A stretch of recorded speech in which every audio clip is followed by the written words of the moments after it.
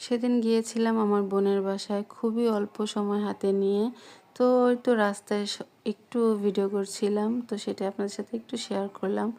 তো আমার বোনের বাসায় যাওয়ার উদ্দেশ্য হলো আমার বোনের মেয়েটা আমার হাতে রান্না খেতে চেয়েছে, তাই 2 ঘন্টা সময় নিয়ে আমি ওদের জন্য যা যা রান্না করছি সেটাই আপনাদের মাঝখানে একটু শেয়ার করছি। হ্যালো এভরিওয়ান, আসসালামু আলাইকুম। আশা করছি সবাই ভালো আছেন। যে যেখান থেকে ভিডিওটি দেখছেন কমেন্টের মাধ্যমে জানিয়ে যেতে পারেন। তো সর্বপ্রথমে আমি এখানে পোলাওটা রান্না বসিয়ে দিয়েছি। আর আমার বোনরা একদম সবসময় সরিষার তেলে রান্না খায়, তো এখানে আমি সরিষার তেল দিয়ে পোলাওটা রান্না করছিলাম আর বলছিলাম যে কেমন খেতে হবে, টেস্ট হবে কি না। আমি কখনো সরিষার তেল দিয়ে পোলাও রান্না করিনি, খাইনি। তো আলহামদুলিল্লাহ রান্না করার পর খেয়ে ভালোই লাগলো।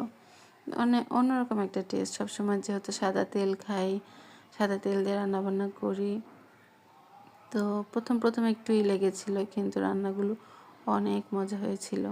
আর এখানে প্রায় 3 কেজির ওপরে গরুর মাংস ছিল। সেটাই আমি সমস্ত মশলা দিয়ে হাতে মাখিয়ে, আমি গরুর মাংসটা সবসময় হাতে মাখিয়েই রান্না করি। তো হাতে মাখিয়ে তারপর আমি চুলায় বসিয়ে দিয়েছিলাম। আর আমার বোনের বাসায় যেহেতু লাইনের গ্যাস, রান্না করতে খুব একটা সময় লাগেনি। এই 2 ঘন্টার মধ্যেই আমি গরুর মাংস রান্না করেছি, ডিম ভুনা করেছি, পোলাও রান্না করেছি। তো হয়ে গিয়েছে খুব তাড়াতাড়ি। তো এখানে তো যেহেতু অনেকটা গরুর মাংস, আর একসাথে অনেক গরুর মাংস রান্না করলে হয় কি খুব তাড়াতাড়ি সেদ্ধ হয়ে যায় এবং রান্না হয়ে যায়। তো এখান থেকে অনেকটা পানি উঠে এসেছে। এই পানি দিয়েই কিন্তু আমার গরুর মাংসটা সেদ্ধ হয়ে গিয়েছিল। তো খুব সময় নিয়ে একটু ভালো করে উল্টে পাল্টে নেড়ে চেড়ে কষিয়ে নিচ্ছিলাম।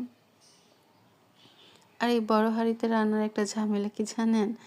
এই ধোয়ার জন্য মানে ভিডিও করাটা খুবই মুশকিল। এখন তো আমি খুবই তাড়াহুড়ায় ছিলাম, ক্যামেরা স্ট্যান্ড ছিল না, হাতে মোবাইল আর এক হাতে নাড়াচাড়া করতে হচ্ছিল। তো এখানে আবার এই ধোয়া। তারপরে তো অনেকক্ষণ কষানো হয়ে গেলে এখানে দিয়ে দিয়েছিলাম আলু। আর আমার বোন বারবার বলছিল এত বড় বড় আলু কেন, এটাতে ময় মশলা ঢুকবে কিনা, ভাল লাগবে কিনা। আসলে আমার না গরুর মাংসতে একটু বড় বড় গোটা গোটা আলু খেতে খুবই ভালো লাগে।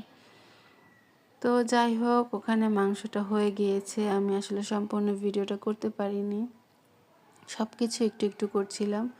তারপর এখানে তো ডিমটা আমি ভেজে নিয়েছিলাম, ডিম আগেই সেদ্ধ করে পরিষ্কার করে নিয়েছি। তারপরে এই তো এখানে ডিম ভুনাটাও কমপ্লিট হয়ে গিয়েছে। আর রান্নাগুলো এত বেশি মজার হয়েছিল মানে বলার বাহিরে। তো আপনাদের কাছে আমার রান্নাগুলো কেমন লেগেছে আপনাদের কমেন্টের মাধ্যমে অবশ্যই মতামত জানাবেন।